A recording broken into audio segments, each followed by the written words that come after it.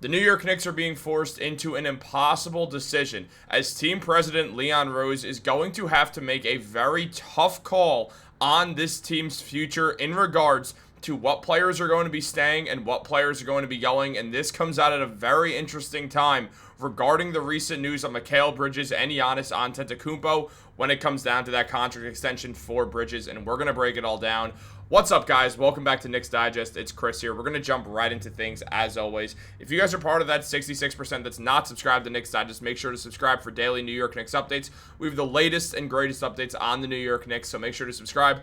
If you're interested, join a channel membership. You get a bunch of cool perks, but let's jump into the video. There's a lot to go over as Leon Rose is going to have to make one of the toughest calls that he'll ever have to make as president of the Knicks. We know that this team is not going to be sustainable for like a million years, but right now going into next season it is. And next season the Knicks truly do believe that they can win the NBA Finals, and they are going all out to try to do that.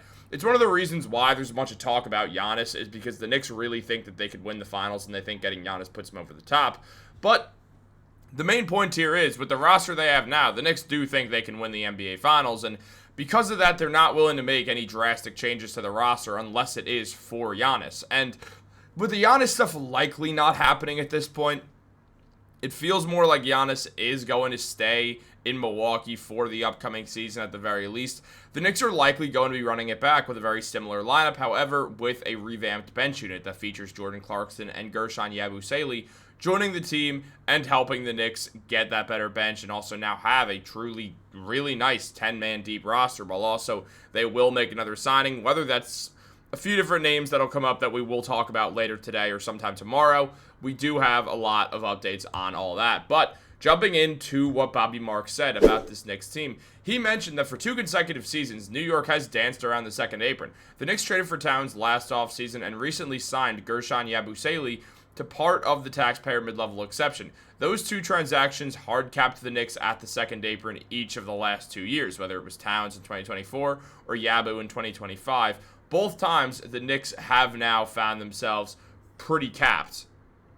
Now, on top of that, Marks also mentioned that while the Knicks won't exceed the second apron this year, that could change in 2026-27 if they want to keep their top 7 players under contract. New York is $52 million below the second apron next season, a byproduct of Jalen Brunson taking $12 million less in salary almost exactly a year ago, a little over a year ago.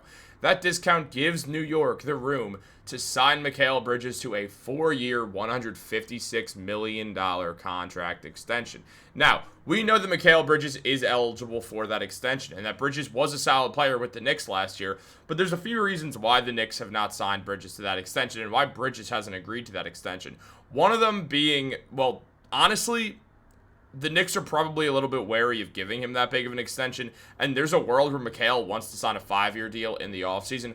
Both of those things are possible, and there's a world that Mikal thinks that with the new coach that's not Tom Thibodeau, he's going to have a much better season.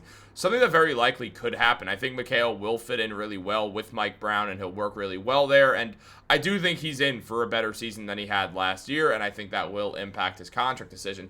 But also, as Ian Begley mentioned, there is that looming Giannis situation that does play a part into this, and as Begley mentioned, look, one of the reasons that Mikal hasn't been extended yet is because once you extend him, he cannot be traded for 6 months. Until the Giannis thing is fully settled, and I don't think it's fully settled yet, I think that's why you haven't seen Bridges extended yet. When he does extend, it would tell you Giannis is put to bed, is off the table in a sense. That's one factor at play here. In terms of timing, the extension, once it happens, if it happens, should tell you something about what's going on in Milwaukee. So Ian Begley thinks that Giannis is a huge part of this, and it's likely one of the reasons why the Knicks haven't extended Bridges is because at the end of the day, obviously, like most teams in the NBA, the Knicks want to trade for Giannis. It's not like that's a hot take, and as I've said, if Giannis could pick what team he'd get traded to, the Knicks seem like the likely answer. They're in New York, a city he loves. The Knicks are a really enticing market right now that don't even look like they need Giannis to win an NBA Finals, but getting Giannis puts them over the top and makes them the clear-cut favorites to win the NBA Finals. Obviously, they'd be hurting their depth there, trading a multitude of players or trading some deal packaged around Karl-Anthony Towns, but the general consensus is the Knicks don't want to trade Towns and would like to pair Giannis with Towns, and doing so, you'd have to trade Mitchell Robinson, Mikal Bridges, Josh Hart for Giannis and AJ Green. Something like that would probably work, as I said in a recent video and like the last video I put out on this channel. So I'm not trying to talk about Giannis a bunch here because we already did that. But effectively, when it comes down to it, Mikal, one of the reasons he is not extended is certainly because of this man right here. Don't let anyone tell you otherwise, because Giannis does play a factor in that, and we should not pretend like he doesn't. But also, it comes down to Mikal. It does. That's an impact too. What's Mikal going to look like next season? Mikal Bridges was up and down with the Knicks last year, but he did come through in the playoffs in a major way. Now, when we look at it, it's not like his playoff stats jump off the page at you, but he did put up 15.5 points, 4.5 rebounds, and 3 assists while playing phenomenal defense. The defensive monster in Mikal Bridges showed up in the playoffs after he was kind of asleep throughout the season. He's got 1.7 steals per game and a block per game. He was excellent on defense against Cade Cunningham. He was excellent against Jalen Brown. He had 2 steals that won the Knicks games 1 and 2 against the Boston Celtics. If those steals didn't happen, the Knicks likely don't win that series. Mikal was phenomenal with the Knicks, and no one's doubting it. Mikal was great. And he had a lot of good moments throughout the season where we saw him be able to take over games and also just play his role effectively. He was unconscious in the mid-range all season long, giving the Knicks a jolt in shot creation that they needed going into the year last year. They just didn't have a bunch of guys who could create their own shot. Mikal came in and absolutely could do that, given it was not always in the biggest sample size because Jalen Brunson dominating the ball. We saw when Jalen Brunson was out for a month, Mikal Bridges was looking like the number 1 option for the Knicks, and he was doing well. He was still finding his way to those corner threes, which was where the majority of his success always came from. He was hitting big shots. He was moving with the ball well. He was moving off the ball well. Mikal did a lot of good when he was playing with the Knicks. Obviously, there were the nights where you'd only have 4 points or something, but then again, there'd be the great nights as well. And yeah, the inconsistency isn't perfect, but I think with Mike Brown, Mikal's going to get more opportunities, and that's big for him. And I think that is going to have an impact on Mikal going forwards and on the Knicks going forward. So I do think that's going to help. And I do think that when it comes down to Bridges, we are going to see him probably stick around with the Knicks for the long haul. I don't really expect the Knicks to lose Bridges anytime soon. And Mitchell Robinson, he kind of becomes the other factor here. In the playoffs, Mitch averaged 7 rebounds, 4 points, really 5 points, and 1 steal per game in that time span. The numbers don't jump off the page, but everyone knows the impact that Mitchell Robinson had with the Knicks. And look, I mean, as Teg mentioned, that the Knicks versus Boston with Mitchell Robinson on the court had an 18.1 net rating, and without him on the court, they had a minus 11.9 net rating. So obviously, Mitchell Robinson was one of the engines of this team, one of the reasons why the Knicks were able to be so successful, and that's been the case every year he's been healthy, and that's what makes it difficult, what Bobby Marks mentioned, that however, a new contract for Bridges that starts at $34.8 million could squeeze out Mitchell Robinson.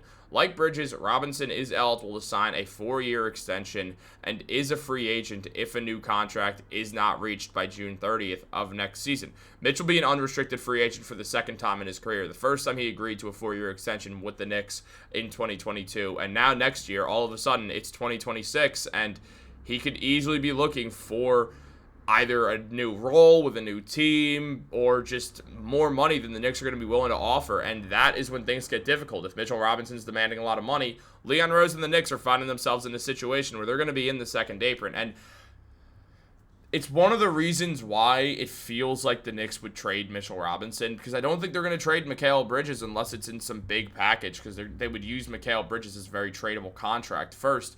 And the reasoning of that is Mitchell Robinson does have that injury-prone label to him. And also, on top of things, Mitchell Robinson is the one guy on this Knicks team that Leon Rose did not bring in. Mitch is the only one who's from the Steve Mills, Scott Perry era. He's the last one standing. And, I mean, Leon didn't bring Mitch in, so it's a little bit different. And obviously, they love Mitch because he's very hard to replace. His skill set is very rare. I mean, I know he's a rim runner, but he's just better at rim running than everyone. He's the best offensive rebounder in basketball. And the only guy you can kind of compare to him is Steven Adams, who just signed an extension with the Houston Rockets, and he's not going anywhere anytime soon unless the Knicks were going to try to trade for Adams, who the Rockets value highly for not only just the way that he's an excellent teammate, but also what he does produce on the floor now that he's back healthy after that torn ACL again. So there's a lot of reasons to sort of look at everything and understand that Mitchell Robinson's a tough player to move because you can't really replace him. And I do think how Ariel Hukporti plays will have some of an impact on what happens throughout the next season and with Mitchell Robinson just in a general sense. But at the same time, are the Knicks really going to trade Mitchell Robinson away when they think they could win the NBA Finals? He's their rim protector. He's their offensive rebounder. He's the best rebounder on the team. Everything Mitch does would, if he left, if he was traded, you now have a Knicks team with a Mitchell Robinson-sized hole in your wall, and that's not exactly what you want to see either. I mean, Mitch also very, very valuable to this team, no doubt about it. We've seen Mitchell Robinson absolutely show up and just completely take over just the entire paint on offense, on defense. I mean, the man is so good at getting to the dunker spot. He rolls off picks really well. Again, every time you see a highlight from Mitchell Robinson, it's likely you're going to see something with the offensive rebounding. We saw him hit a little Euro step that one time. When Mitchell Robinson dribbles, he actually does show more finesse than people expect because he's expected to do stuff like that. Slam the ball home and then, wait for it, do that. That is what Mitchell Robinson is expected of. It's not to dribble the ball, but it is fun when he actually does do it. I mean, that time he crossed over Rudy Gobert was awesome.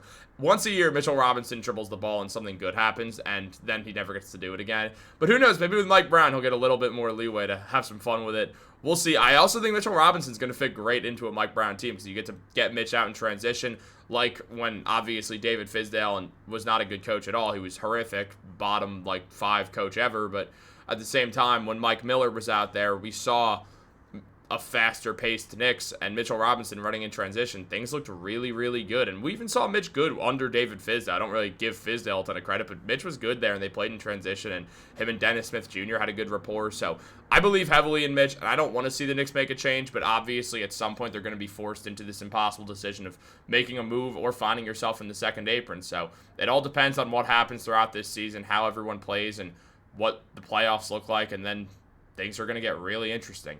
But guys, what do you think? Let me know in the comments down below. Oh my god, my voice cracked. Like this video, subscribe, turn on post notifications. Have a great day, and go Knicks.